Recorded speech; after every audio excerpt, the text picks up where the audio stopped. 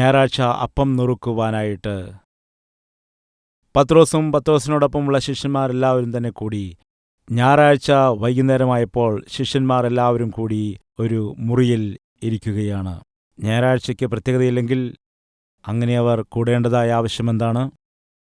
അങ്ങനെ ഞായറാഴ്ച അവർ ആ രീതിയിൽ ഒരു മാളിക മുറിയിലിരുന്നപ്പോൾ യേശുക്രിസ്തു പ്രത്യക്ഷമായി. യേശുക്രിസ്തു പ്രത്യക്ഷമായപ്പോൾ അവരെ കണ്ടുകൊണ്ട് കർത്താവ് പറഞ്ഞത് എന്താണെന്നറിയാമോ? ആ വിഷയമാണ് പറയുവാൻ ആഗ്രഹിക്കുന്നത്.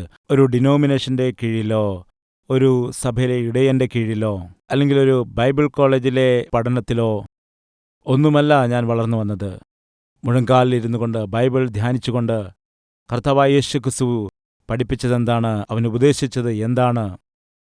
അവൻ നമ്മിൽ നിന്നും ആഗ്രഹിക്കുന്ന ആത്മീയ ജീവിതം എന്താണെന്നും ഇവയെല്ലാം ഞാൻ മുഴങ്കാലിൽ ഇരുന്നാണ് പഠിച്ചത്.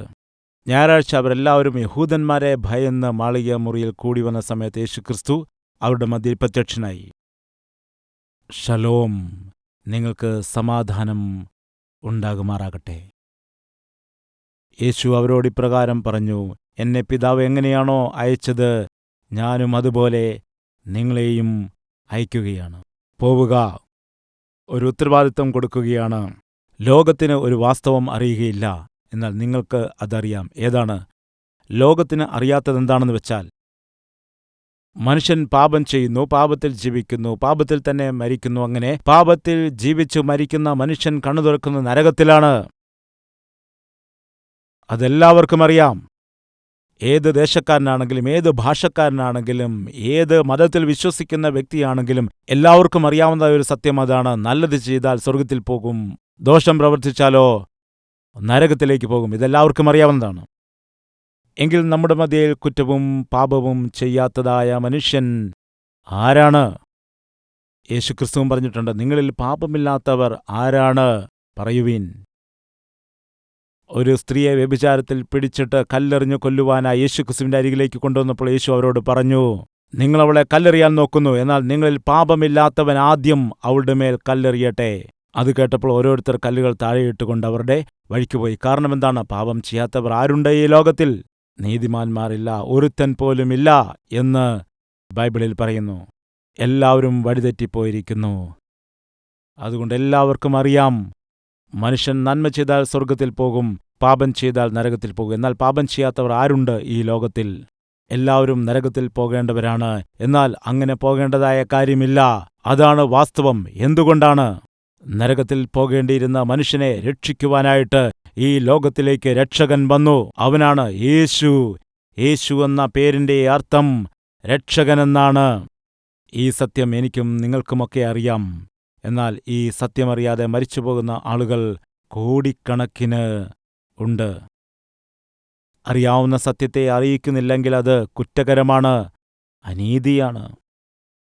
പ്രിയമുള്ളവരെ, 2000-ൽ പരം വർഷങ്ങൾക്ക് മുമ്പ് പാപിയായ മനുഷ്യൻ നരകത്തിൽ പോകാൻ പാടില്ലെന്ന് പറഞ്ഞ് ആ നരകത്തിൽ വീണ് പീഡ അനുഭവിക്കാതിരിക്കുവാനായി, നശിക്കാതിരിപ്പാൻ മനുഷ്യനെ സ്നേഹിച്ചവനായ ദൈവം സ്വർഗത്തിൽ നിന്നും ഇറങ്ങിവന്നു. മനുഷ്യൻ ചെയ്തതായ സകല പാപത്തെയും തന്റെ മേൽ അവൻ ഏറ്റെടുത്തു. മനുഷ്യൻ ചെയ്ത പാപത്തിന്റെ പകരമായി വരേണ്ടിയിരുന്ന സകല ശിക്ഷയും സ്വയം ഏറ്റെടുക്കാനിടയായി. നമ്മൾ കൈകൾ കൊണ്ട് ചെയ്തതായ തെറ്റിന് പകരമായി കൈകൾ ശിക്ഷിക്കപ്പെടണം. നമ്മുടെ ശരീരം കൊണ്ട് ചെയ്ത പാപത്തിന് പകരമായി ശരീരം ശിക്ഷിക്കപ്പെടണം. യേശുക്രിസ്തു ദൈവമാണ്. മനുഷ്യനെ ഒരുപാട് സ്നേഹിച്ചതുകൊണ്ട് മനുഷ്യൻ ചെയ്ത തെറ്റുകൾക്കുള്ള ശിക്ഷ മനുഷ്യൻ സ്വയം അനുഭവിക്കില്ല എന്നറിഞ്ഞുകൊണ്ട് യേശുക്രിസ്തു ആ ശിക്ഷ അനുഭവിക്കുവാനായി ഈ ലോകത്തിലേക്ക് ഇറങ്ങിവന്നു. പാപത്തിന്റെ ഫലമായുള്ളതായ ശിക്ഷ മരണമാണ്. ആ മരണത്തെ തന്റെ മേലേറ്റെടുത്തു പാപിയായ മനുഷ്യനു വേണ്ടി സ്വയം ക്രൂശിൽ മരിക്കാനിടയായി. ഇപ്പോൾ പാപിയായ മനുഷ്യന് വരേണ്ടിയിരുന്നതായ സകല ശിക്ഷയും ക്രൂശിൽ കർത്താവായ യേശുക്രിസ്തു വഹിച്ചതുകൊണ്ട് നമുക്കിനിയും ശിക്ഷയില്ല. ആരും നരകത്തിൽ പോകേണ്ടതായ കാര്യം ഇല്ല. എന്തുകൊണ്ടാണ്? നമുക്കെല്ലാവർക്കും വേണ്ടി യേശുക്രിസ്തു ശിക്ഷ വഹിച്ചു. ഈ സത്യമറിയാതെ, ഈ വാസ്തവമറിയാതെ എത്രയോ ആളുകളാണ് ദിനം പ്രതി നരകത്തിൽ പോയിക്കൊണ്ടിരിക്കുന്നത്. അവർക്ക് സത്യം പറഞ്ഞു കൊടുക്കേണ്ട ഉത്തരവാദിത്വം നമുക്കില്ലെന്നാണോ? യേശുക്രിസ്തു മാനവരാശിക്കു വേണ്ടി ചെയ്തതായ ആ യാഗത്തെക്കുറിച്ച് പറഞ്ഞു കൊടുക്കേണ്ടതായ ഉത്തരവാദിത്വം നമുക്കില്ലേ? ഓർക്കുക.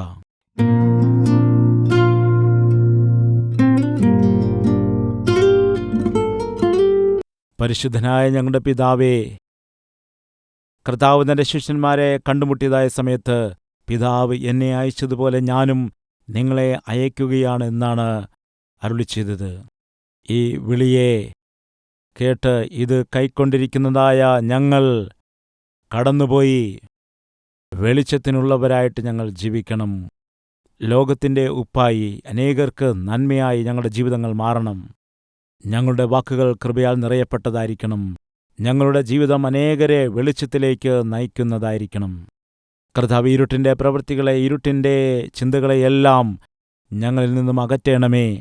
വെളിച്ചത്തിനുള്ളവരായി നിന്നെ മഹത്വപ്പെടുത്തുവാനുള്ള ജീവിതം നയിക്കാൻ ഞങ്ങളെ സഹായിക്കണമേ എന്ന് പ്രാർത്ഥിക്കുക. അനേകരെ നിന്റെ സാക്ഷിയായി നിർത്തിക്കൊണ്ട് കർത്താവ് മറ്റുള്ള അനേകം ആളുകളെ സ്നേഹവാനായ നിന്റെ സന്നിധിയിലേക്ക് കൊണ്ടുവരുവാൻ കഴിയുന്നതായ കൃപ നൽകണമെന്ന് യേശുക്രിസ്തുവിന്റെ നാമത്തിൽ അപേക്ഷിക്കുന്നു പിതാവേ. ആമേൻ.